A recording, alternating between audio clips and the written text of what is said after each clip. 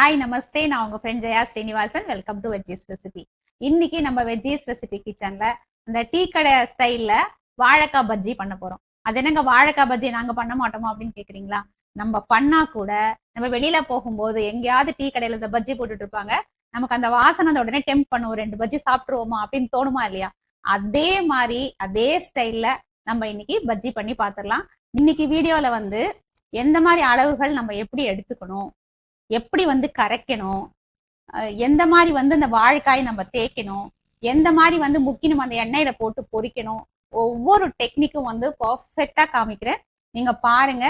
நீங்க சூப்பரா இனிமே இந்த டீ கடையோட சூப்பரா பஜ்ஜி பண்ணிட முடியும்.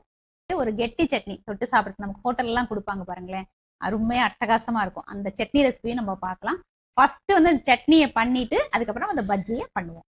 ஃபர்ஸ்ட் டைம் சேனலை பாத்தீங்கன்னா ப்ளீஸ் சப்ஸ்கிரைப் பண்ணிடுங்க.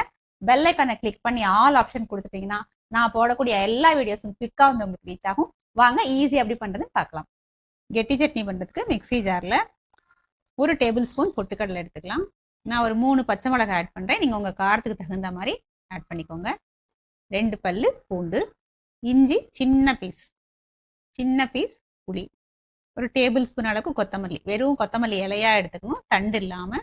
எல்லாமே வந்து பூண்டு இஞ்சி எல்லாமே கம்மியா சேர்த்துக்கணும், போட்டு போடாத மாதிரி இருக்கணும். தேவையான அளவு உப்பு.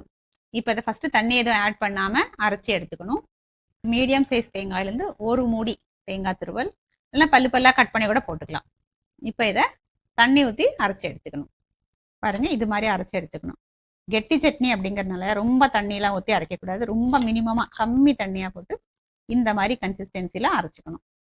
இந்த கெட்டி சட்னி வந்து நல்லா இந்த பஜ்ஜி, போண்டா, வடை இது எல்லாத்துக்குமே வந்து இப்படி அரைச்சா சூப்பராக இருக்கும். இது மாதிரி கெட்டியாக தான் அரைச்சிக்கணும், தண்ணி ஊற்றாமல் அரைக்கணும். இப்படி அரைக்கும் போது தொட்டு சாப்பிட்றதுக்கு ரொம்ப நல்லா இருக்கும்.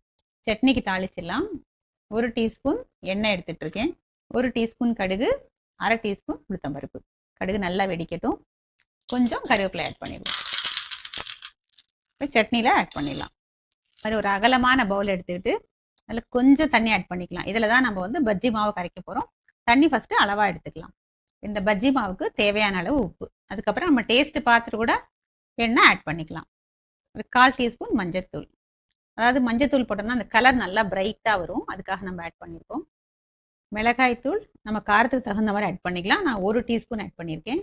பெருங்காயத்தூள் 1/2 டீஸ்பூன் ஆட் பண்ணியிருக்கேன். ஏன்னா கடலை மாவு வாழைக்காய் பஜ்ஜி போட போகிறோம் அப்படிங்கிறனால பெருங்காயம் கொஞ்சம் தூக்கலாக இருந்தால் தான் பஜ்ஜிக்கு எப்பயுமே நல்லாயிருக்கும். ஒரு 2 டீஸ்பூன் எண்ணெய் ஆட் பண்ணிக்கலாம். எண்ணெய் ஆட் பண்ணுறதுனால பஜ்ஜி வந்து நல்லா சாஃப்டாக வரும். நான் ஆரம்பத்தில் சொன்னேன் இல்லையா, டீ கடையில் பஜ்ஜி நல்லா வாசனையாக இருக்குது, நம்ம வீட்டிலேயே அந்த மாதிரி இருக்கார்ல, டெம்ப் பண்ணுது பார்த்தீங்களா, அந்த மாதிரி ஏன் இல்லை அப்படின்னு. அவங்க யூஸ் பண்ணுற டெக்னிக் வந்து இதுவும் ஒரு டெக்னிக். பூண்டு 7-8 பல்லு பூண்டை நல்லா அரைச்சிட்டு தண்ணியில் கரைச்சி நல்லா வடிகட்டி எடுத்துகிட்டு இருக்கேன். திப்பியாலாம் பாருங்கள், வெறும் தண்ணியாக இருக்குது. இதை வந்து இதில் ஆட் பண்ணிக்கணும். ஃபஸ்ட்டு நம்ம இதை எல்லாத்தையும் நல்லா கலக்கிக்கணும். இது எல்லாமே நம்ம மாவுலேயும் ஆட் பண்ணலாம். ஆக்சுவலாக நம்ம வீட்டில் பண்ணும்போது அப்படி தான் நம்ம பண்ணுவோம். ஆனால் என்ன ஆகும், உப்பு காரம் ஒரு இடத்துல இருக்கும், ஒரு இடத்துல இருக்காது, ஈவனாக மிக்ஸ் ஆகாது. பஜ்ஜி வந்து டீ கடையில் இந்த மாதிரி தான் எல்லாமே தண்ணியில் ஆட் பண்ணிடுவாங்க. இந்த மாதிரி ஆட் பண்ணி பண்ணும்போது ஈவனாக இருக்கும், நமக்கு டேஸ்ட் வந்து எல்லா இடத்துலையும் ஒரே மாதிரி இருக்கும். இது இப்போ நல்லா ஃபுல்லாக கரைச்சாச்சு. இப்போ இந்த கரண்டியால் 4 கரண்டி வந்து கடலை மாவு, கரண்டி நான் எடுத்துட்டு இருக்கேன், அதாவது 4 கப்பு நீங்கள் எதில் எடுத்துக்கிட்டாலும் சரி, 4 கடலை மாவு நீங்கள் எடுத்துக்கிட்டீங்க அப்படின்னா அதுக்கு நம்ம 1 அரிசி மாவு எடுத்துக்கணும். இப்போ அதே கரண்டியால் 1 கரண்டி அரிசி மாவு போடுறேன். நான் 4 கடலை மாவு எடுத்துட்டிங்கன்னா 1 அரிசி மாவு. இதுவும் வந்து நம்ம இந்த டீ கடையில் பஜ்ஜி போடுற அந்த சீக்ரெட் தான். ஃபஸ்ட்டு தண்ணியை அதை ஆட் பண்ணாமல் இந்த நம்ம அடியில் ஆல்ரெடி தண்ணி ஆட் பண்ணியிருக்கோம் இல்லையா, அதை வச்சே நல்லா மாவை மிக்ஸ் பண்ணிப்போம். அதுக்கப்புறம் கொஞ்சம் கொஞ்சமாக தண்ணியை ஊற்றி பஜ்ஜி மாவு பதத்துக்கு, அதாவது நம்ம தோசை மாவுலாம் இருக்கும் இல்லையா, அந்த பதத்துக்கு நம்ம கரைச்சிக்கணும். அது எப்படின்னு நான் காமிக்கிறேன். ஃபஸ்ட்டு இதை நம்ம நல்லா மிக்ஸ் பண்ணுவோம். இப்போ கொஞ்சம் கொஞ்சமாக இப்படி ஒரு கையில் தண்ணி எடுத்துக்கோங்க, நல்லா அப்படி மிக்ஸ் பண்ணிவிட்டு திரும்ப கொஞ்சமாக ஊற்றி அது மாதிரி பார்த்து கொஞ்சம் கொஞ்சமாக ஊற்றி நல்லா மிக்ஸ் பண்ணிட்டே வந்தோம்னா நமக்கு அந்த கரெக்டான பதம் கிடைக்கும். ஒரே டைமில் தண்ணி ஆட் பண்ணிட்டா ரொம்ப தண்ணியாக போயிடுச்சுன்னா திரும்ப நம்ம மாவை ஆட் பண்ணிகிட்டே இருக்கணும், அது கரெக்டாக வராது. பாருங்கள், பஜ்ஜி மாவு நல்லா கரைச்சாச்சு, கட்டி இல்லாமல். அதாவது கடலை மாவு வந்து எப்பயுமே நல்லா சலிச்சு எடுத்துக்கணும், ஃப்ரெஷ்ஷான கடலை மாவாக இருக்கணும், அப்போ தான் வந்து பஜ்ஜி நல்லா டேஸ்ட்டாக இருக்கும். பாருங்கள், இந்த மாதிரி கன்சிஸ்டன்சி நான் உங்களுக்கு காமிக்கிறேன். பாருங்கள், விரல் இப்படி முக்கி எடுத்தீங்கன்னு வச்சுக்கோங்களேன், எப்படி நல்லா கோட் ஆகிருக்கு பாருங்கள். இந்த மாதிரி கோட் ஆகணும். அப்போ கரெக்டாக இருக்கும்னு அர்த்தம். இப்போ நம்ம இதில் எல்லாமே ஆட் பண்ணிட்டோம். ஆனால் சோடா மட்டும் இன்னும் போடலை. அது எப்போ போடணும் அப்படின்னு நான் சொல்கிறேன். வாழைக்காய் எடுத்துக்கிட்டு நல்லா வாஷ் பண்ணிவிட்டு இந்த 2 சைடும் கட் பண்ணிக்கணும். 2 எண்டும் கட் பண்ணி எடுத்துக்கணும். இந்த ஒரு சைடு இப்படி ஃப்ளாட்டாக கட் பண்ணிடணும். தோலோடு சேர்த்து இந்த மாதிரி கட் பண்ணிக்கணும்.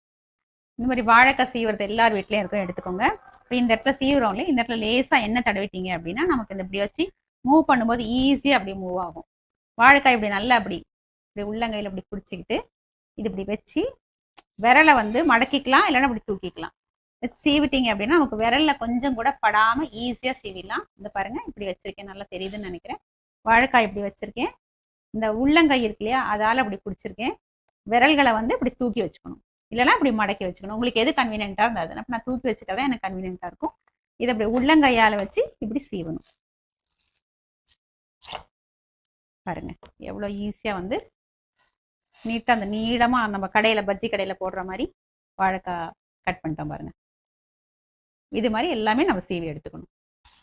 பாருங்க சரன்னு இப்படி சீவிடலாம், ஃபாஸ்ட்டாக நல்லா சீவிடலாம். கையில் கொஞ்சம் கூட படாது. இந்த நான் சொன்ன டெக்னிக்கை நீங்கள் ஃபாலோ பண்ணுங்க. டீ கடையிலலாம் இந்த டெக்னிக் தான் ஃபாலோ பண்ணி ஒரே மாதிரி பஜ்ஜி போடுறாங்க. எண்ணெய் சூடாகிறதுக்கு வச்சுட்டா எண்ணெய் சூடாயிடுச்சு. இந்த ஸ்டேஜில் தான் நம்ம சோடா உப்பு ஆட் பண்ணணும். 1/8 டீஸ்பூன் அப்படின்னு சொல்லலாம். இனிமே வந்து நல்லா இப்படி ஒரே டைரெக்ஷனில் நல்லா கலக்கணும். மாவு நல்லா வந்து ஃப்ளஃபியாக வந்துடும். பாருங்கள் வெயிட்டே இல்லாமல் ஆகிடும். சோடா உப்பு கலந்து இந்த மாதிரி மிக்ஸ் பண்ணும்போது நல்லா லைட்டாக இருக்குது பாருங்கள், மாவு வெயிட்டே இல்லாமல் இருக்குது. முன்னாடியே நம்ம போட்டுட்டோம் அப்படின்னா எண்ணெய் குடிக்க ஆரம்பிச்சிடும். அதனால நம்ம பஜ்ஜி போடுறதுக்கு முன்னாடி எண்ணெய் சூடாகுது, பஜ்ஜி போட போகிறோம் அப்படிங்கும்போது மட்டும் இதை போட்டு இப்படி கலந்துட்டு பஜ்ஜியை போட்டுற வேண்டியதான். வாங்க, இப்போ நம்ம கட் பண்ணி வச்சுருக்கோம் இல்லையா அந்த வாழைக்காய் பஜ்ஜிக்காக, இது எல்லாத்தையும் இப்படி ஒன்று மேலே ஒன்று வச்சு அடுக்கி வச்சாச்சு. இதுலேருந்து ஒவ்வொன்றா நம்ம அப்படியே ஈஸியாக எடுத்துக்கலாம். பாருங்க இப்படி வாழைக்காயை இப்படி மாவில் இப்படி 2 பக்கமும் இப்படி கோட் பண்ணிட்டு லேசாக இந்த பாத்திரத்தோட எண்டில் இப்படி தேய்ச்சி விட்டுட்டு அப்படியே போட்டுடணும். பாருங்க இந்த வாழைக்காய் பீஸ் கட் பண்ணியிருக்கோம்ல, அதை எடுத்துட்டு இப்படி 2 பக்கமும் இப்படி மேலே மாவில் இப்படி ஸ்ப்ரெட் பண்ணிட்டு லேசாக அப்படி டேப் பண்ணிட்டு அப்படியே போட்டுற வேண்டியதான். எங்கேயுமே பிசுறு இல்லாமல் நீட்டாக வந்துருக்கு பாருங்க. அந்த மாதிரி நம்ம அப்படி பாத்திரத்தில் அப்படி எண்டில் அப்படி தட்டி போட்டோம் அப்படின்னா இந்த மாதிரி பிசுறு இல்லாமல் நீட்டாக வந்துடும். நல்லா உப்பி சூப்பராக வந்திருக்கு பாருங்க. நம்ம கடையில் சாப்பிடுவோம் இல்லையா, டீ கடையில் சாப்பிடுவோம் இல்லையா, அதே மாதிரி நீட்டாக வந்திருக்கு பாருங்க. பஜ்ஜி சூப்பராக ரெடி ஆயிடுச்சு. எண்ணெயும் ரொம்ப குடிக்கல, பர்ஃபெக்டாக இருக்குது பாருங்க. கலர் ஆகட்டும், ஷேப் ஆகட்டும், எவ்வளோ நல்லா இருக்கு பாருங்க. அடுத்த பஜ்ஜி வாழைக்காயை இப்படி மேலே மாவில் லேசாக ஸ்ப்ரெட் பண்ணிட்டு பாத்திரம் எண்டு இருக்கு இல்லையா, அதில் இப்படி லேசாக தேய்ச்சி விட்டுட்டு கடாயில் போட்டுருங்க. பாருங்க வாழைக்காய் பீஸை இப்படி எடுத்து மாவில் அப்படி மேலே லேசாக இப்படி பண்ணிங்கனாலே மாவு ஒட்டிக்கும். பாத்திரம் எண்டில் இந்த மாதிரி தேய்ச்சிட்டு அப்படியே ட்ராப் பண்ணிடணும். பாருங்க கொஞ்சம் கூட பிசுறல, பர்ஃபெக்டாக வந்திருக்கு பார்த்தீங்களா. பஜ்ஜியும் ரெடி, பஜ்ஜிக்கு தொட்டு சாப்பிட்றதுக்கு கெட்டி சட்னியும் ரெடி. டேஸ்ட் பண்ணி பார்த்துலாமா? பஜ்ஜி பாருங்க எப்படி நல்லா அப்படியே ஃப்ளஃபியாக சாஃப்டாக எவ்வளோ நல்லா வந்திருக்கு. பிச்சு பார்க்கலாமா? பாருங்க அழகா சாஃப்டா உள்ள அப்படியே கூண்டு மாதிரி வந்து வெந்து செம்ம சூப்பராக வந்திருக்கு. பஜ்ஜி எடுத்து கொஞ்சமாக அந்த சட்னியை தொட்டு சாப்பிட்டு பார்த்துடலாம். அட்டகாசமாக இருக்குங்க. சட்னியும் சூப்பராக இருக்குது, பஜ்ஜி அதோட சூப்பராக இருக்குது, நல்லா சாப்பிட்றதுக்கு டேஸ்ட்டாக இருக்குது, எண்ணெயும் குடிக்கல. அப்படிங்கும்போது கண்டிப்பாக ஒரு 4 பஜ்ஜி சாப்பிட்ற இடத்துல 1-2 எக்ஸ்ட்ரா கூட நம்ம சாப்பிட முடியும். நல்ல டேஸ்ட்டாக வந்திருக்கு.